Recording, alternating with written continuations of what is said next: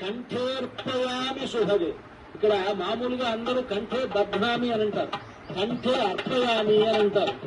ఆ విధంగా చెప్పాలి మంత్రం. కంఠేర్పయామి శుభగే త్వంజీవ శరదాం శతం అంటూ ఆ మాంగళ్య మంత్రాన్ని పఠిస్తూ సీతమ్మ గారి మెడలో రామచంద్రమూర్తి అర్పించేటువంటి సన్నివేశాన్ని ఇప్పుడు మనం చూడబోతూ ఉన్నాం. అర్చక స్వాములు ఆ కార్యక్రమాన్ని నిర్వహిస్తూ ఉన్నారు.